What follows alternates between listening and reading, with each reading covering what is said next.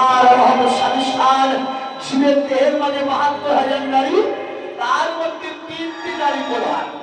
এরা পিঙ্গলা, সুষমা, বামেরা দক্ষিণে পিঙ্গলা আর মাঝে সুষমা। ভজনের বস্তুটাকে সদ্গুরু আশ্রয় করে কাব্যিক কামগায়ত্রী দিয়ে শোধন করে করে এই শত সহস্রদল পত্রের উপরে ধারণ করতে পেরেছে যারা। হরিবল, হরে কৃষ্ণ। প্রেমের মর্ম তো তারাই জানে যাদের মৃত্যু নেই। হরিবল, মৃত্যু হয় না বাবা? হরে কৃষ্ণ। ঘরে ঘরে তো মরে যাচ্ছি আমরা। ঠারে ঠারে কইব কথা, বুঝিবেন সর্বশিষ্যগণ, না বুঝিবেন আমার মতো বলে। নিত্যদিন আমরা মরছি। হরিবল, দংশন যারা সহ্য করতে পারছি না। রাধে সেই রাধে রাধে নিত্য মরার হাত থেকে বাঁচতে গেলে বৈরাগ্য গুরুর চরণ আশ্রয় করতে হবে। হরিবল, বৈরাগ্য গুরুর চরণ আশ্রয় করো। যা হইতে উৎপত্তি জীব, তা হইতেই ক্ষয়। সেখানে ভজন করলে জীবের মোক্ষ প্রাপ্তি হয়। নারী সে সৃজন, অতি সে কঠিন, কিবা সে বুঝিতে তাই। বুঝিতে অবধি নারী লেগ বিধি, বিষ আর অমৃত একই পাত্রে রয়। একই পাত্রে বিষ আবার অমৃত। হরিবল, হরে কৃষ্ণ। একই পাত্রে বিষ আছে, অমৃত আছে, আছে না? হরিবল, বেছে নেওয়ার দায়িত্ব যারা রসিক ভক্ত তারা বেছে নেয়। যেমন দীপিকা উজারে অধিকা ভিতরে ভিতরে অনল শিখা, পতঙ্গ এনে নড়িয়া পড়াইয়ে পুড়িয়া মারে পাখা। হংস চক্রবান ছাড়িয়া উড়ান, বিমানে দীপ্ত সাদা খাই। তেমতি নহিলে কোথা প্রেম মিলে দ্বিজ চন্ডী দাস সেই হাত। হরি হরি হরি হরে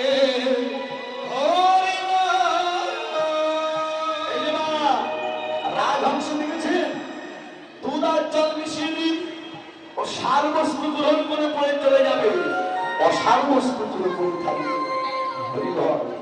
এই গুরু আশ্রয় করে সেই সার বস্তুর সন্ধান গ্রহণ করতে হবে।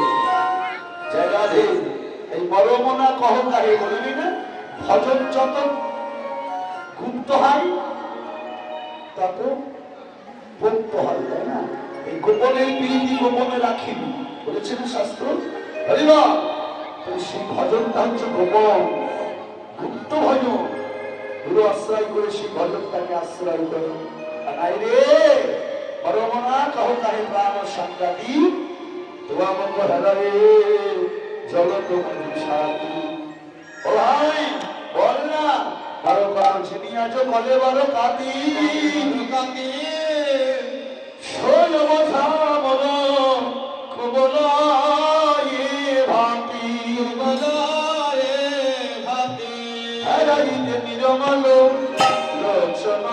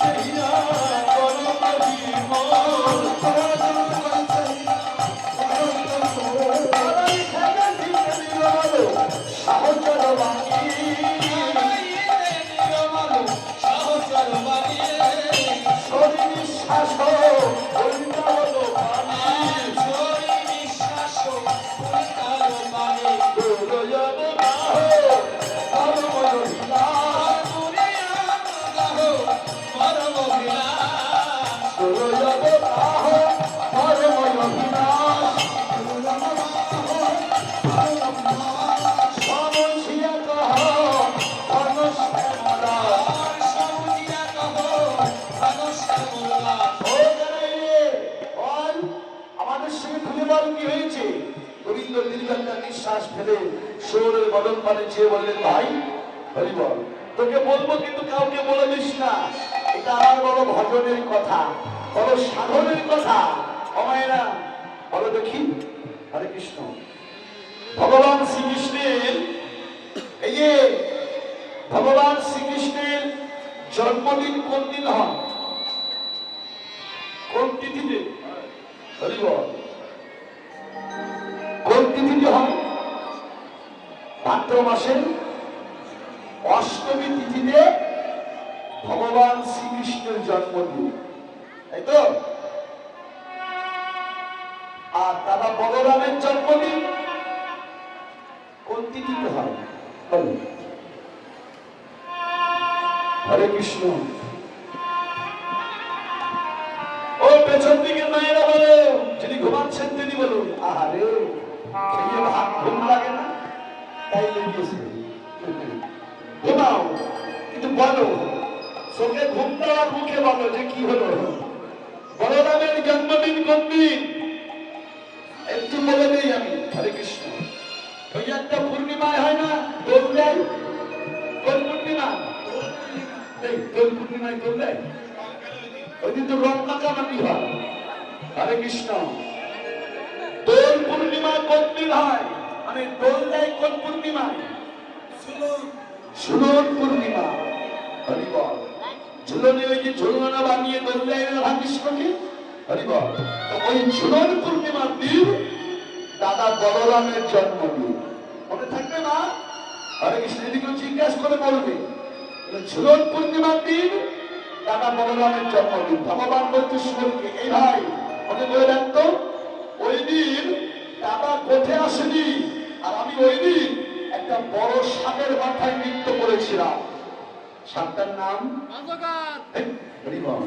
হরে কৃষ্ণ। না না না, কালীয় নাগ। হরিবল। মনে করে দেখ, আমি ওই কালীয় নাগের মাথায় নৃত্য করে তাকে আমি দমন করেছিলাম, তাকে আমি বধ করেছিলাম। আরে ও কালীয় দমন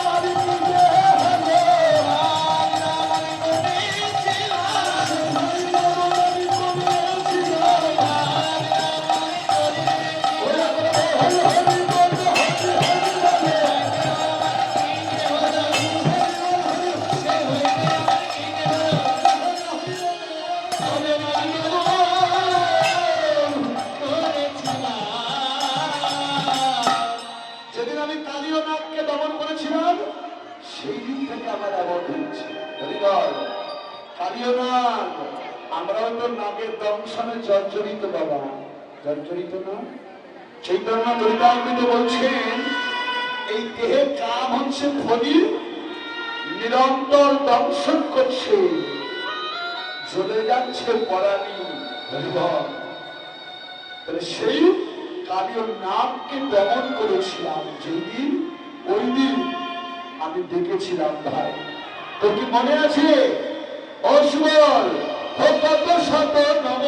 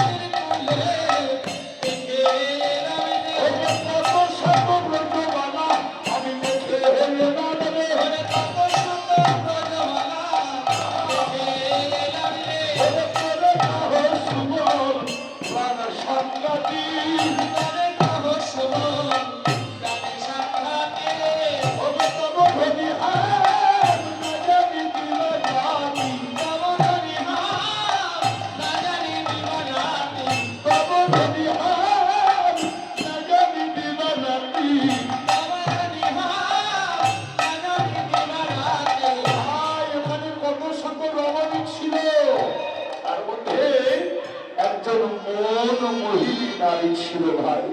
জানিস সুবল, সে আমার মন হরণ করে ও করে দিল। ও ভাই সুবল, ও হরণ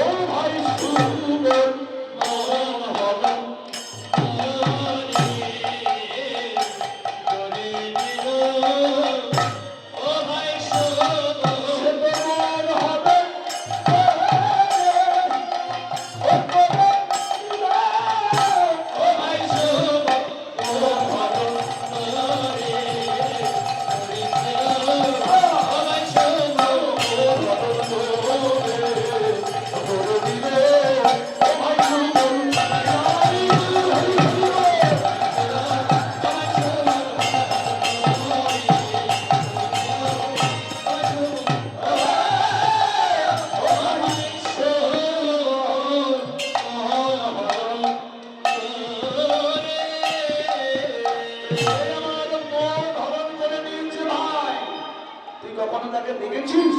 গোবিন্দ বলছে, আর সুবল বলছে ভাই সেই নারীর বাড়ি কোথায়?